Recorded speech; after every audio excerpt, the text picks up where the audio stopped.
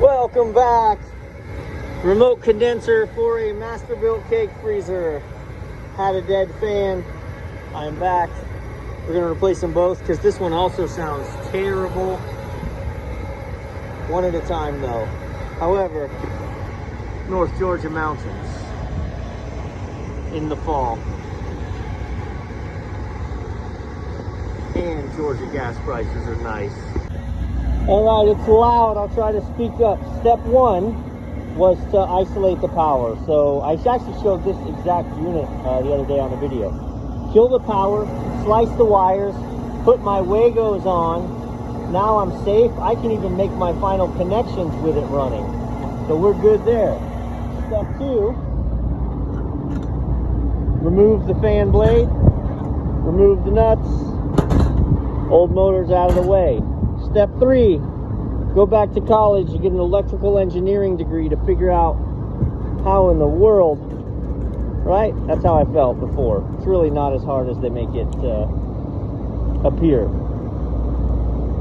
For 208 volts, we are taking black and orange and putting them together.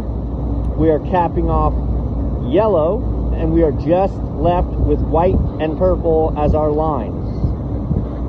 So I'm going to go ahead and shorten out all the ones we've got to cap off, put them together, and then we'll circle around again and I'll show you.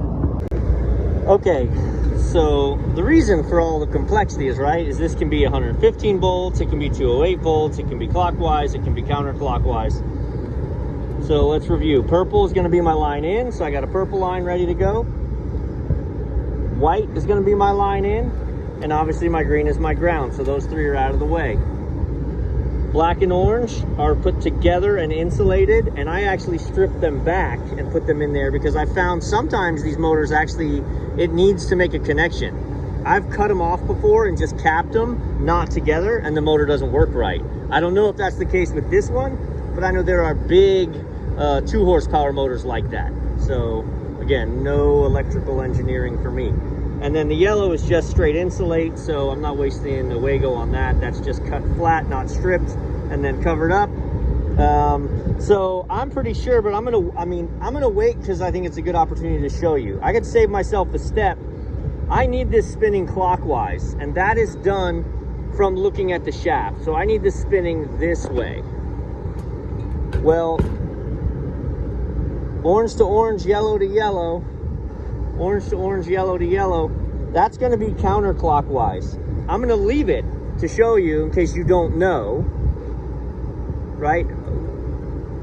We're going to let it ride instead of fixing it now because it's just as easy as flipping it around. So also I took note when I mounted this, the angle that the bracket's going back on, I want to make sure I have access to my capacitor.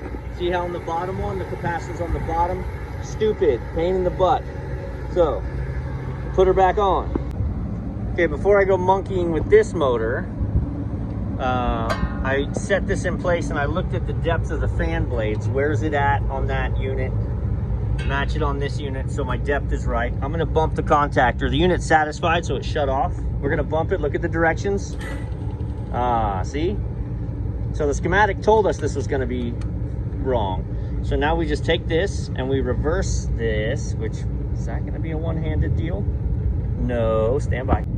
So now we have orange to yellow and yellow to orange. And when we bump it, hey, same direction. Don't mind the frame rate, they're both spinning that way. As they slow down, you'll see it.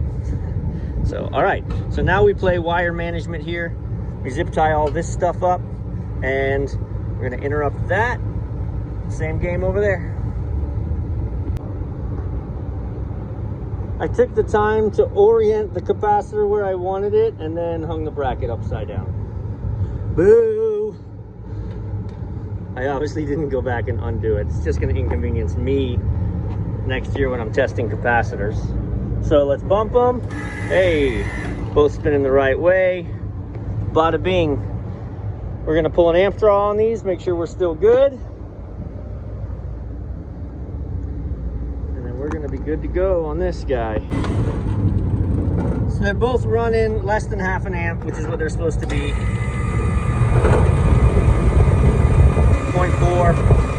We're good. Button her up.